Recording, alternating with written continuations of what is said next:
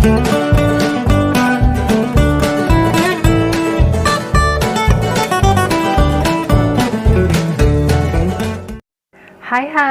Assalamualaikum.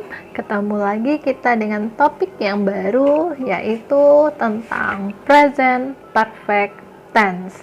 Yap, inilah topik yang akan bersama-sama kita bahas hari ini. Oke, sebelum kita melangkah lebih jauh lagi ke dalam materi present perfect ini, the first question that we have to answer is what? What is present perfect? Apa sih itu present perfect? Nah, ini dia.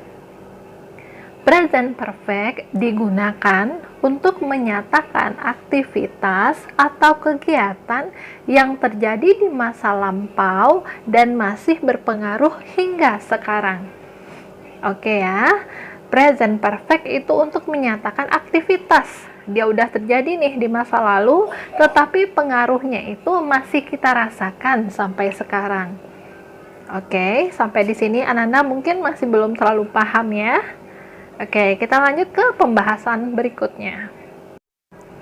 Berikutnya kita bahas ini satu pertanyaan yang sering muncul di pikiran banyak orang. Pertanyaan apakah itu? Ini dia, simple past versus present perfect. Apakah ini sama? Apakah simple past dan present perfect itu hampir sama?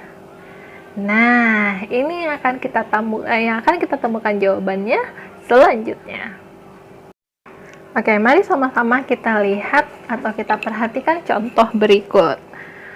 I cleaned the bathroom yesterday morning. Oke, I cleaned the bathroom yesterday morning. Saya telah membersihkan kamar mandi ini kemarin pagi. Ini adalah kalimat simple past. Kenapa kita bilang ini kalimat simple past? Karena setelah subjek itu diikuti oleh kata kerja bentuk kedua dan juga di bagian akhir diikuti oleh adverb of time, kata keterangan waktu. Nah, untuk kalimat berikutnya, I have cleaned the bathroom. I have cleaned the bathroom. Untuk kalimat ini bukan simple past. Kenapa? Karena ada penggunaan to be di sini. Ada penggunaan have di sini. Yang dimana ini merupakan kalimat present perfect. Oke, setelah subjek diikuti oleh have dan diikuti oleh kata kerja bentuk ketiga. Nah, singkatnya untuk membedakan kalimat simple past dengan present perfect, itu kita lihat dari keterangan waktunya. Kalau simple past, dia membutuhkan kepastian bahwa kegiatannya itu telah selesai di masa lalu. Sementara untuk kalimat present perfect, kepastian waktu selesai dari sebuah kegiatan itu tidak penting. Yang penting apa? Kegiatannya itu dilaksanakan. Oke, ini terlihat dari kalimat present perfect di sini yang tidak menggunakan adverb of time.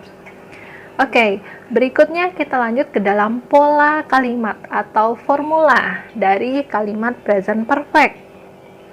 Bisa dilihat di sini bahwa kalimat positif itu terdiri dari subjek, diikuti oleh has atau have, diikuti oleh kata kerja bentuk ketiga, diikuti oleh objek.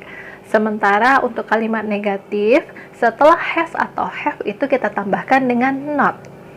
Oke, untuk kalimat interrogatif kita tarik has, have-nya ke depan, diikuti oleh subjek, diikuti oleh kata kerja bentuk ketiga, dan diikuti oleh objek. Oke, sampai di situ Ananda paham ya? Dan sekedar untuk mengingatkan Ananda lagi bahwa Ananda harus ingat has itu dipakai untuk subjek yang mana? Nah, has itu dipakai untuk subjek he, she, it atau nama orang. Artinya apa? Bahwa has ini digunakan untuk subjek yang tunggal, satu orang. Sementara itu have itu digunakan untuk subjek I, you, we, they. Budi and Jono have. Terus contoh-contoh lainnya. Oke ya. Dan kata kerja di dalam present perfect ini itu kita bagi menjadi dua. kita bisa menggunakan yang namanya regular verbs atau kata kerja beraturan, atau yang nanti yang satu lagi namanya irregular verbs. Sekarang kita bahas dulu regular verbs. Ini sekedar mengingatkan aja sebenarnya. Anda lihat di bagian paling kiri itu ada kata study, ada kata watch, ada kata clean. Ketiga kata ini adalah bentuk pertama, base form of the word, kata dasar. Di kata yang di kolom yang kedua atau di baris yang di kolom yang kedua itu bentuk kedua, dan di kolom yang ketiga itu adalah kata dalam bentuk ketiga.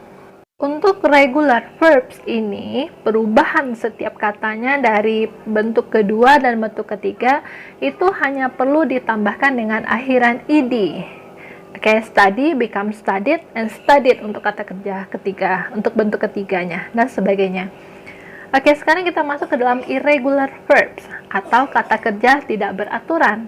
Kenapa dia disebut dengan kata kerja tidak beraturan? Karena antara bentuk dasar dengan bentuk kedua dan bentuk ketiganya itu berbeda. Oke, let's see the example. Kata dasarnya go, sementara bentuk keduanya berubah menjadi when. Bentuk ketiga berubah lagi menjadi gone. Terus kata it sebagai bentuk pertama, at bentuk kedua, eaten bentuk ketiga. Begitu juga dengan do, did, done, bring, broke, dan banyak lagi contoh yang bisa Ananda gunakan. Oke, sampai di sini Ananda udah paham ya nak ya? Oke, Ananda sudah tahu formulanya, terus udah tahu juga penggunaan have atau has untuk subjek yang mana, dan juga udah tahu dengan kata kerja yang digunakan. Sekarang kita masuk ke dalam contoh kalimat. Perhatikan kalimat berikut.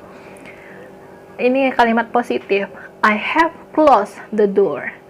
Untuk negatif, I have not closed the door. Interrogatif, tarik have ke depan. Have I closed the door? Seperti itu. Oke, perhatikan, ingat lagi rumus atau pola yang sudah teacher sampaikan tadi di awal. Oke, sampai di sini Anda paham ya? Kita lanjut ke dalam contoh yang kedua. Oke, di sini kita menggunakan subjeknya he.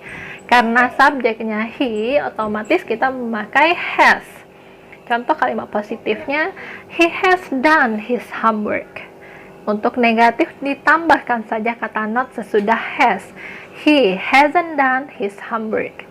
Dan untuk interrogatif, has he done his homework? Ingat, untuk kalimat interrogatif selalu gunakan tanda tanya, karena kalau Anda lupa berarti itu bukan kalimat interrogatif. Nah, Ananda, itulah topik kita hari ini, di mana tadi kita sudah mengetahui apa itu present perfect, terus kita juga udah tahu beda present perfect dengan simple past. Tadi udah dikasih tahu juga rumus kalimatnya atau pola kalimatnya seperti apa, sudah ada juga contohnya. Sebelum tadi kita masuk ke contoh, kita udah belajar juga, atau kita mengulang lagi tepatnya tentang regular, irregular verbs, terus tentang penggunaan has atau have pada kalimat present perfect. Nah, mungkin Anda mengalami kesulitan untuk memahami materi tenses ini, apalagi dengan sistem belajar yang seperti ini gitu. Tetapi seiring dengan seringnya Anda mengulang lagi, terus Anda mencoba sendiri untuk membuat kalimat berdasarkan pola atau rumus yang teacher sampaikan, teacher yakin Anda pasti bisa. Oke, Anda tetap semangat belajarnya. Like, comment, and subscribe this channel, juga bantu share-sharekan dengan seluruh teman-temannya yang ada di sana. Oke, Ananda, terima kasih hari ini. Assalamualaikum.